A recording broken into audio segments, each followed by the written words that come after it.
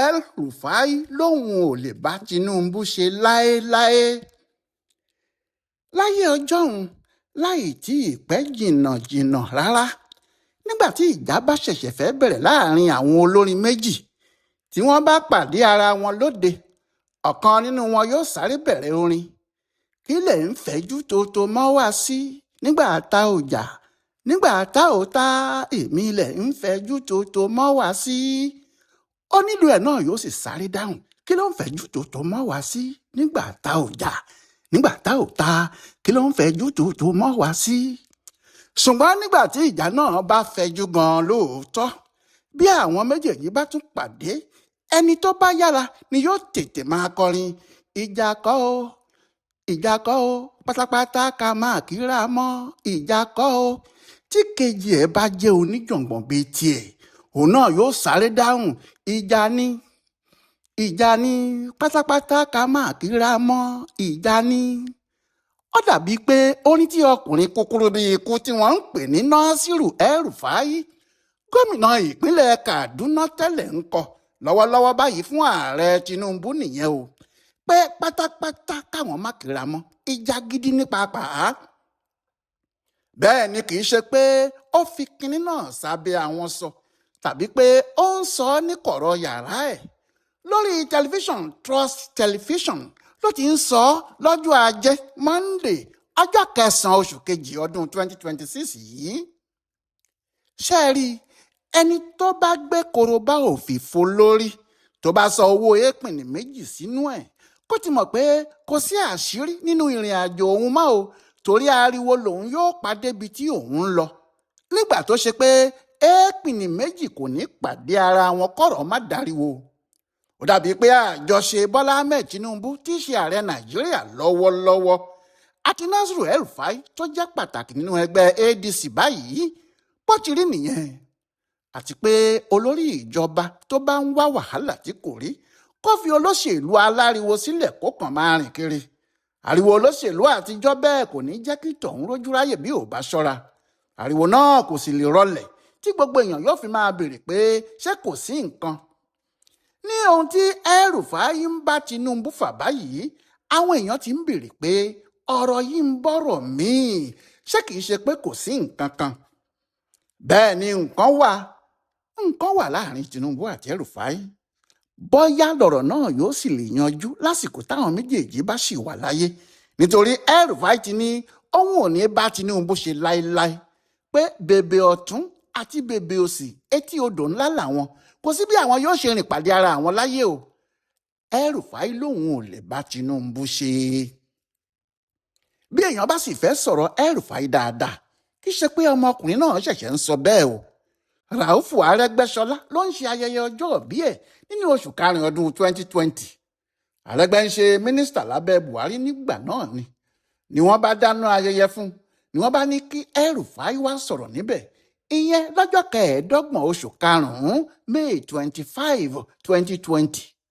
Nígbàrà tí El-Rufai gbé ẹnu lọ́rọ̀ báyìí, ohun tó kọ́kọ́ sọ ni pé òun ò láìkí Tinubu. Ó ní Tinubu kì í ṣe èèyàn òun, irú ẹni tí òun fẹ́ràn kọ́ nìyẹn. Ọkùnrin náà sọ níbẹ̀ pé ọ̀gbẹ́ni, ìwọ lọ̀rẹ́ tèmi o, ìwọ lèèyàn mi, èmi àti aṣáájú kì í ṣe ọ̀rẹ́ ara wa, àmọ́ ọ̀rẹ́ tèmi nìwọ.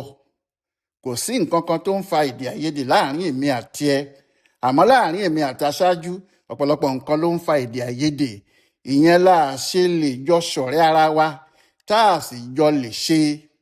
Gbogbo èèyàn lẹ́nu yà tí wọ́n kọ àmọ́ nítorí àárín Arẹ́gbẹ́ṣọlá àti ọ̀gá ẹ̀ lẹ́kọ̀ọ́ ti bẹ̀rẹ̀ sí dàrú lọ́jọ́ tí El-Rufai ń sọ̀rọ̀ yìí, òun náà lè wí kinní kan, kàkà bẹ́ẹ̀ inú ẹ̀ tún dùn ni. Ṣùgbọ́n kì í ṣe ọjọ́ yẹn ni El-Rufai kọ́kọ́ wojú Tinubu o.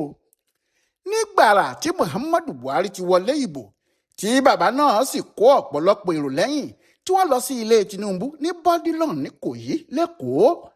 Àtìgbà náà ni àwọn olóṣèlú ilẹ̀ Haúsá kan ti ń kùn pé kí ló ń jẹ́ national leader nínú APC, oyè kan tí kò sí nínú òfin àwọn ni, àti pé kinní náà yóò kàn fún Tinubu lágbára kan tí kì í ṣe tiẹ̀ ni.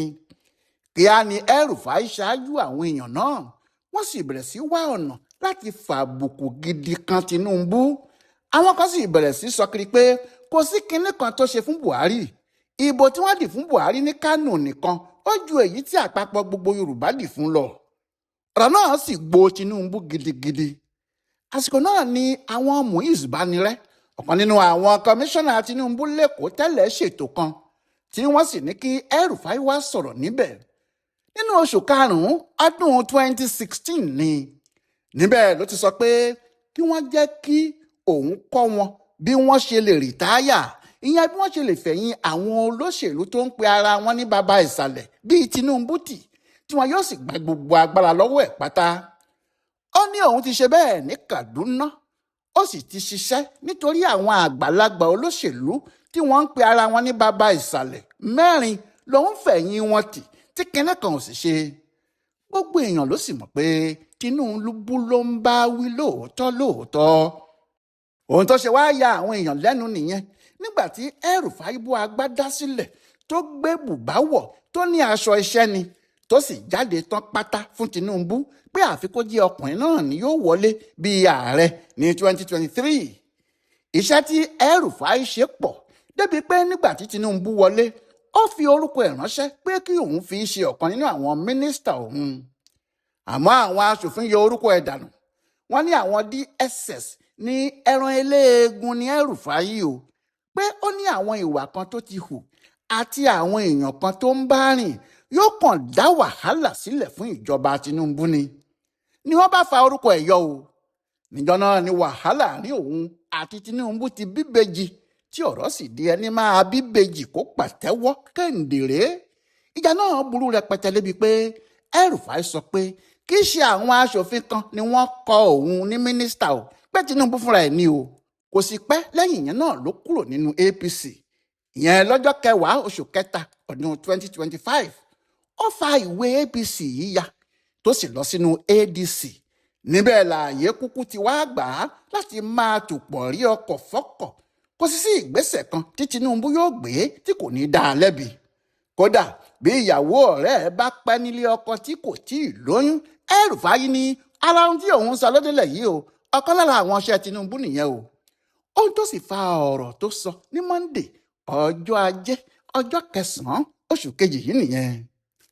El-Rufai sọ fún àwọn onítẹlifíṣàn tó ń béèrè ọ̀rọ̀ lọ́wọ́ ẹ̀ báyìí pé èmi àti Tinubu kì í ṣe ọ̀rẹ́ o, àdẹ̀lẹ̀ ṣọ̀rẹ́, kódà mi ò súnmọ́, kò sí àjọṣe kan láàrin èmi pẹ̀lú ẹ̀ bí irú èyí tó wà láàrin èmi àti Buhari. Buhari lè yàn mi, òun lọ̀rẹ́ mi, Tinubu kọ́ rárá. Nígbà tó lóun fẹ́ kí n wá ṣe mínísítà, mo ní mi ò fẹ́, nítorí mo mọ̀ pé tí mo bá fi ṣe mínísítà kò lè pẹ́ tí mo fi máa kọ̀wé fi ipò sílẹ̀ lọ́dọ̀ wọn, torí ìwà mi ò bá tí wọ́n mú. Èmi gẹ́gẹ́ bí mùsùlùmí, gẹ́gẹ́ bí ọmọ ilẹ̀ Haúsá àti ọmọ Nàìjíríà irú tèmi yìí, mi ò lè bá wọn ṣe. Òṣèlú tí àwọn ń ṣe, òun Tinubu àtàwọn èèyàn ni mo ń sọ, òṣèlú láti wá rọ nǹkan mi làwọn ń ṣe. Wọ́n fẹ́ kówó mi ni, wọn ò sì fi irú ìyẹn kọ́ èmi nínú ẹ̀sìn mi tàbí níbi tí mo ti wá. Mi ò lè ṣe bẹ́ẹ̀. A lè jọ ṣe o. Mo sì tún ń sọ, mo tún sọ láéláé pé a ò lè jọ ṣe, nítorí ọ̀nà àwa méjèèjì yàtọ̀ síra, ọ̀nà tí ò sì lè pàdé láí ni. Gbogbo ohun tó jẹ́ kí n tẹ̀lé tí mo fi ń ṣe gbogbo ohun tí mo ń ṣe nígbà yẹn ni pé ọmọ ẹgbẹ́ mi ni. Bí ẹgbẹ́ mi bá sì ti fa ẹnìkan kalẹ̀, ó di ojúṣe mi láti tẹ̀lé irú ẹni bẹ́ẹ̀ ni. Ohun tí mo fi ń sá kiri pé kó lè di ààrẹ nìyẹn o, kì í ṣe nítorí pé mo fẹ́ nǹkan kan lọ́dọ̀ ẹ̀. Ẹgbẹ́ mi ni mo ṣiṣẹ́ fún, kì í ṣòun o, kò sí nǹkan kan láàrin wa o. Àmọ́ níṣe làwọn kan pariwo mọ́ ọ pé mẹ́ṣọ́ọ̀nù. Wọ́n ní El-Rufai ti sọ jù bẹ́ẹ̀ lọ rí, pé lónìí yìí tí àwọn Tinubu bá pè é tí wọ́n bá fún un ní nǹkan tó ń wá, níṣe ni yóò bẹ̀rẹ̀ sí í ba mọ́lẹ̀ búrúbúrú tí yóò sì máa kọ orin míì lẹ́nu yàtọ̀ sí irú èyí tó ń kọ lọ́wọ́lọ́wọ́ báyìí, pé òun kò lè bá Tinubu ṣe láéláé. Wọ́n ní ohun tó ń ṣe ọkùnrin náà ni pé kò rí kinní kan ṣe nínú ìjọba yìí, nítorí àwọn Tinubu náà kò fún un ní nǹkan kan. Wọ́n ní tí wọ́n bá ti lè wá kinní kan gbélé lọ́wọ́ báyìí, orin yóò yí padà, ìlú náà yóò sì yí padà kíá. Àwọn tí wọ́n mọ̀ nípa òṣèlú dáadáa yìí ní kí ẹnikẹ́ni má mà gba ọ̀rọ̀ El-Rufai gbọ́, pé gbogbo ariwo tó ń pa yìí, ariwo pé ẹ wá nǹkan fún mi ni, pé tí wọ́n bá ti wá kinní kan fún un tó jẹ́ nǹkan gidi yóò máa jó yóò máa yọ̀ bí ọmọ kékeré tí wọ́n gbé búrẹ́dì agége lé lọ́wọ́ tí wọ́n tún láwọn ń bá a gbé ẹyin díndín bọ̀ ni. àwọn kan nínú àwọn ọmọ Tinubu tilẹ̀ ń pòwe ní tiwọn ni o. wọ́n ní ẹni tí kíkí ẹ̀ kò yó ni pé àìkí ni ẹ ò lè pani lébi o. ni wọ́n bá ń kọrin bówólù ni kò lè pani bówólù ni kò lè pani igi tá a fẹ̀yìntì tí ò gbani dúró bówólù ni kò lè pani. Ọláyíwọlá Alága ló ń yẹ ọ̀rọ̀ àárín El-Rufai àti ọ̀gá ẹ̀ tẹ́lẹ̀ wò fún ibùdó àgbáyé fún àṣà àtìṣe Yorùbá World Center nínú ọgbà yunifásitì Ìbàdàn. A kú dédé àkókò yìí o.